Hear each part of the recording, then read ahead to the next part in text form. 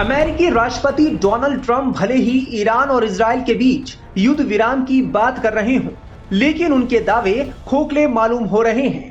Trump ने Iran की ओर से कतर में अमेरिकी एयरबेस पर हमले के बाद ऐलान कर दिया कि उन्होंने इजराइल और ईरान जंग रुकवा दी है, लेकिन ईरान ने आज सुबह एक बार फिर इजराइल पर हमले करके ट्रंप के दावों पर पानी फेर दिया।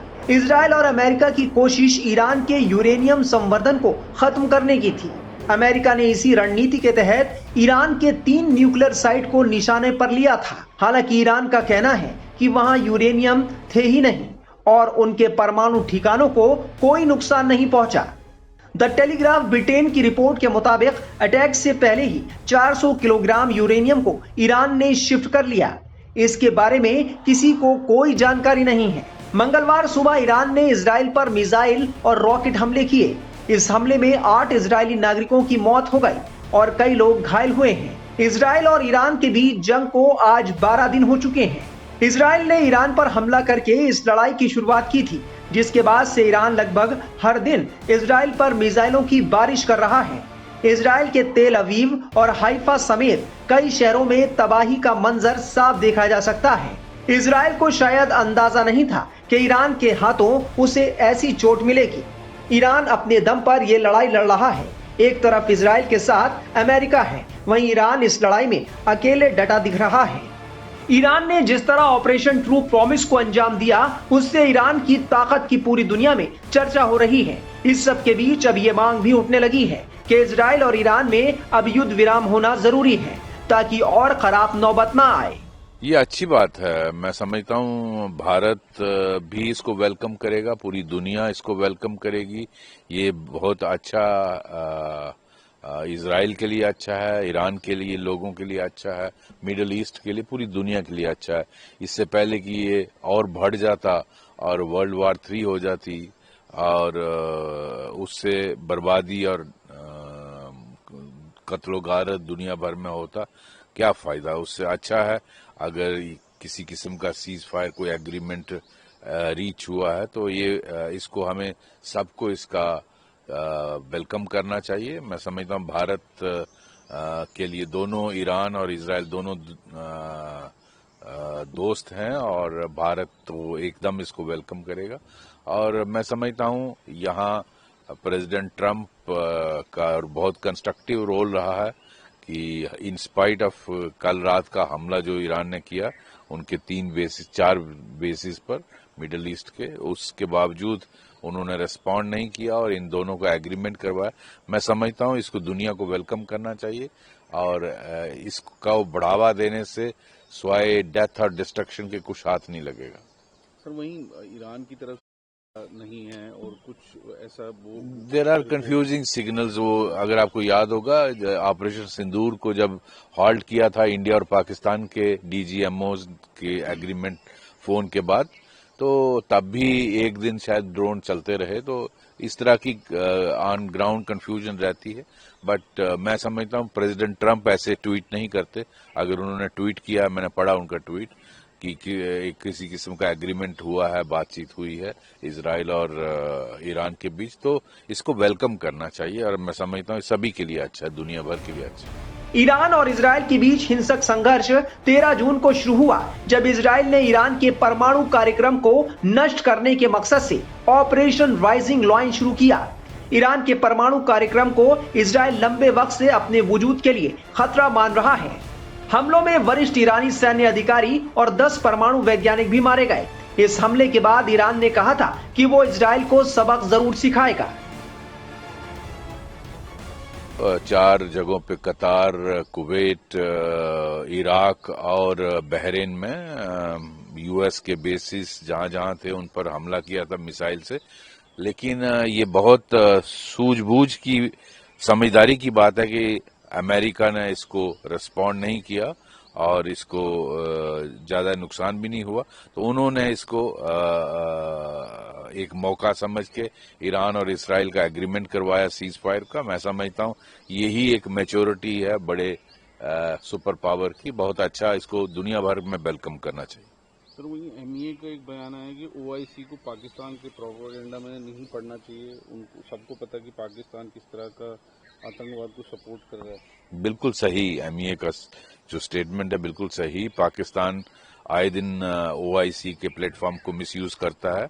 ओआईसी एक मुस्लिम देशों की संगठन है और उस पाकिस्तान को उसको अलाउ नहीं करना चाहिए उनके संगठन को पॉलिटिकल पर्पसेस के लिए यूज करने में, क्योंकि सारी दुनिया जानती है पाकिस्तान टेररिज्म को पनाह देता है, टेररिज्म को बढ़ावा देता है पूरी दुनिया में।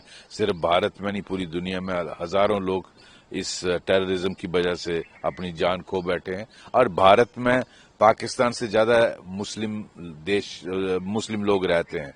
तो ओआईसी को इसको भी अपने मध्य दिमाग में रखना चाहिए। ट्रम्प ने ईरान की ओर से पहले ही दी गई चेतावनी के लिए उन्होंने धन्यवाद देते हुए कहा कि तेहरान ने अपने परमाणु स्थलों पर अमेरिकी B-2 स्टील्थ बॉम्बर हमले का जवाब देने का नाटक किया है। ईरान की ओर से खतर में अमेरिकी बेस पर कितनी मिसाइलें दागी गई ये साफ नहीं है। खतर ने शुरू में दावा किया कि 12 मिसाइलें थी, लेकिन बाद में यह आंकड़ा 19 कर दिया। वहीं ट्रम्प ने कहा कि ईरान की ओर से 14 मिसाइलें दागी गई। ट्रम्प ने सोशल मीडिया पर लिखा कि 14 मिसाइलें दागी गई, इनमें से 13 को गिरा दिया गया और एक को फ्री कर दिया गया क्योंकि यह खाली क्षेत्र में जा रही थी। ट्रम्प ने अपने सोशल मीडिया पोस्ट में कहा, मुझे ये बताते हुए खुशी हो रही है किसी भी अमेरिकी को ईरानी हमले में नुकसान नहीं पहुंचा है। मैं ईरान को हमें पहले से सूचना देने के लिए धन्यवाद देना चाहता हूं, जिससे किसी की जान नहीं गई और कोई भी घायल नहीं हुआ। शायद ईरान अब क्षेत्र में शांति और सद्भाव की ओर बढ़ सकता है। मैं उत्साहपूर्वक इजराइल को भी ऐसा करने के लिए प्रोत्साहित करूंगा। अमेरिकी राष्ट्रपति ट्रम्प का ये रिएक्शन कतर की राजधानी दोहा के पास अमेरिका के अल उदीद बेस पर ईरान के बैलिस्टिक मिसाइल हमले के बाद आया। ईरान के 3 परमाणु ठिकानों पर अमेरिका के हमले के 2 दिन बाद ईरान ने कतर में अमेरिकी अड्डे पर अपना हमला शुरू किया था। स्थानीय वक्त के मुताबिक देर शाम कतर की राजधानी में विस्फोटों की आवाजें सुनाई दी। कतर ने कहा कि उसे हवाई हमलों के बारे में ईरान से पहले से जानकारी थी और उसकी वायु रक्षा प्रणाली द्वारा मिसाइलों को रोके जाने के बाद से कोई हताहत नहीं हुआ, लेकिन इसने हमले की निंदा करते हुए इसे अपनी संप्रभुता, हवाई क्षेत्र और अंतर्राष्ट्रीय कानून का साफ उल्लंघन बताया। उधर डोनाल्ड ट्रम्प ने सोशल मीडिया पर किए एक नए पोस्ट में दावा किया है कि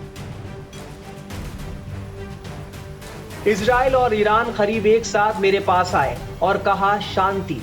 मुझे पता था कि अब वक्त आ गया है। दुनिया और मिडिल ईस्ट ही असली विजेता है। दोनों राष्ट्र अपने भविष्य में जबरदस्त प्रेम, शांति और समृद्धि देखेंगे। उन्हें बहुत कुछ हासिल करना है।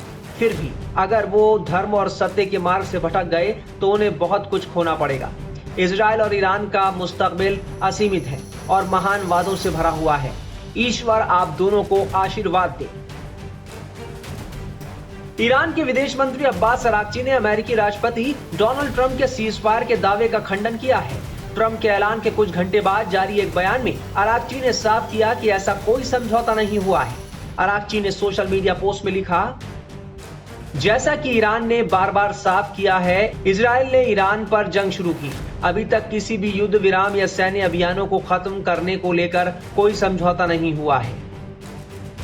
वहीं ट्रम्प के सीजफायर के दावों के बीच ईरान ने इजराइल पर एक बार फिर मिसाइल हमले किए। ईरान पर इजरायली हमलों और ईरान की ओर से इजराइल की जवाबी कार्रवाई शुरू हुए 12 दिन हो चुके हैं। इन 12 दिनों के दौरान तेहरान से तेल अवीव तक दोनों देशों में करीब 2000 लोगों की मौत हुई है और करीब 5000 लोग जख्मी हैं।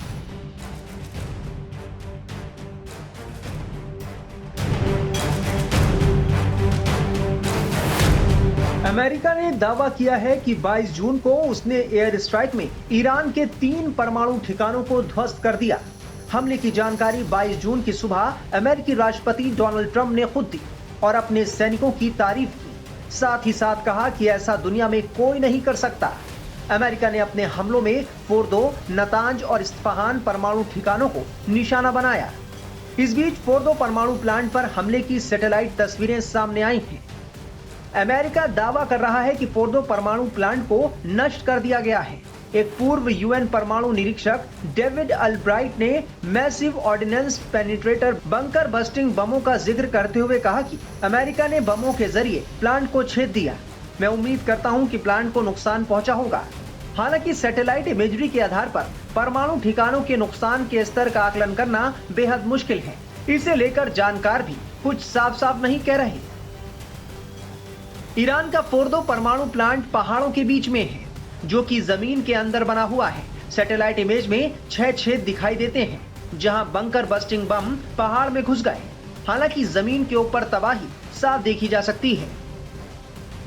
कई जानकारों का दावा है कि ईरान हमले से पहले संभवतः वेपन ग्रेड के उच्च संवर्धित यूरेनियम का भंडार फोर्दो से बाहर ले गया होगा और उसे ऐसे स्थानों पर छिपाया होगा जिनके बारे में इजराइल, अमेरिका और संयुक्त राष्ट्र के परमाणु निरीक्षकों को जानकारी नहीं है।